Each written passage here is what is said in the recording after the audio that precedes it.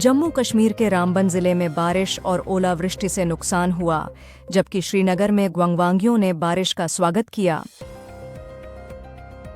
Taylor Swift ने अपने पहले 6 एल्बम वापस खरीदकर अपने संगीत पर नियंत्रण हासिल कर लिया है। कोलंबिया ने ऑपरेशन सिंदूर में मारे गए आतंकवादियों के लिए अपनी संवेदनाएं वापस लीं। एलोन मस्क ने एक जापानी पॉप स्टार के साथ एक गुप्त बच्चा पैदा किया है और उन पर ड्रग्स इस्तेमाल करने का आरोप भी है। दिलजीत दोसांझ की फिल्म डिटेक्टिव शेरदिल की रिलीज डेट का ऐलान हुआ है। प्रमुख बाघ संरक्षणकर्ता वाल्मीकि थापर का 73 वर्ष की आयु में निधन हो गया। एरियाना ग्रांडे ने मीट द पेरेंट्स 4 की कास्ट में शामिल हो गई हैं, जिसमें रॉबर्ट डी नीरो और बेन स्टिलर भी हैं। सिंगर मिलिंद गबा और उनकी पत्नी प्रिया बेनीवाल ने जुड़वां बच्चों का स्वागत किया। 4 धाम यात्रा में 30 दिनों में 1.6 मिलियन से ज्यादा श्रद्धालु आए, जिसमें केदारनाथ धाम सबसे ज्यादा पसंद किया गया। आचार्य प्रमोद कृष्णम ने कहा कि राहुल गांधी अगर पाकिस्तान से चुनाव लड़ेंगे तो भारी बहुमत से जीतेंगे। अमनदीप ने hero women's pro golf tour के 7वें चरण में 15 महीने बाद अपना पहला खिताब जीता। शुभमन गिल ने हार्दिक पांड्या के साथ राग द्वेष की अफवाहों को खत्म करते हुए इंस्टाग्राम पर उनके साथ मुस्कुराते हुए तस्वीरें साझा कीं। कंगना रनौत ने शर्मिष्ठा पनोली की रिहाई की मांग की और कहा कि उसे परेशान करना बंद करो। हीरा मंडी की एक्ट्रेस शारमिन सेगल ने अपने पति अमन मेहता के साथ 28 मई को पहले बेटे का स्वागत किया। अनइनवाइटेड शाहिद अफरीदी और उमर गुल को दुबई में केरल एलुमनाई इवेंट में स्वागत किया गया। आयोजकों ने आलोचना के बाद माफी मांगी। भारत में कोविड-19 के सक्रिय मामले 2710 हो गए, 8170 ठीक हुए और 7 मौतें हुईं। इंडिगो मिड सितंबर से दिल्ली जोरहाट की सीधी उड़ान शुरू करेगा। भारत ने 2025 एशियाई एथलेटिक्स चैंपियनशिप में 54 पदक जीते, जिसमें एक नया राष्ट्रीय रिकॉर्ड और कई व्यक्तिगत सर्वश्रेष्ठ शामिल थे। दिल्ली में पाक ऑपरेटिव्स को सिम कार्ड सप्लाई करने वाले के भाई को गिरफ्तार किया गया। भारतीय अंतरिक्ष यात्री ग्रुप कैप्टन शुभांशु शुक्ला अंतर्राष्ट्रीय अंतरिक्ष स्टेशन पर खाद्य और पोषण प्रयोग करेंगे।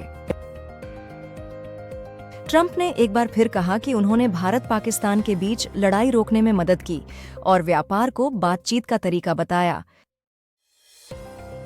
भारत की निराशा के बाद कोलंबिया ने पाकिस्तान के प्रति अपने संतोष प्रकट करने वाला बयान वापस लिया। दिल्ली ने मई में अब तक की सबसे ज्यादा बारिश रिकॉर्ड की है और आईएमडी ने पूर्वोत्तर के 5 राज्यों के लिए रेड अलर्ट जारी किया है। एयर इंडिया एक्सप्रेस वेन जून से बेंगलुरु से काठमांडू के लिए दैनिक सीधी उड़ानें शुरू करेगा। सिक्किम में तेज बारिश और तेजा नदी के जल स्तर बढ़ने पर आईएमडी ने रेड अलर्ट जारी किया। इंडिगो ने 2 जुलाई से मुंबई से आदमपुर जालंधर के लिए सीधी उड़ान सेवा शुरू करने की घोषणा की। पीएम मोदी ने इंदौर मेट्रो रेल प्रोजेक्ट और सतना डाटिया एयरपोर्ट्स का उद्घाटन किया। किसानों ने तुमकुर में हेमावती एक्सप्रेस लिंक नहर परियोजना के खिलाफ प्रदर्शन करते हुए टायर जलाए। भारतीय सेना अगले पीढ़ी की रक्षा तकनीकों के परीक्षण कर रही है, असली ऑपरेशनल परिस्थितियों में। कर्नाटक सरकार ने नया कानून लागू करके तंबाकू की कानूनी उम्र 21 की हुक्का बार बैन किया। यूपीसीए के युद्धवीर सिन्हा को इंग्लैंड दौरे के लिए भारतीय टीम का मैनेजर नियुक्त किया गया। ओडिशा के मुख्यमंत्री मोहन चरण मांझी ने नशा और तंबाकू के खिलाफ साल भर चलने वाला जागरूकता अभियान शुरू किया। धनुष और उनकी पूर्व पत्नी ऐश्वर्या रजनीकांत अपने बड़े बेटे यात्रा के स्कूल ग्रेजुएशन पर साथ नजर आए। थाईलैंड की ओपल सुचाता छुआंगश्री को हैदराबाद में हुए ग्रैंड फिनाले में मिस वर्ल्ड 2025 का ताज मिला। 19 किलो के कमर्शियल एलपीजी सिलेंडर का दाम 24 रुपये घटकर दिल्ली में 1 जून से 8,1730 हुआ।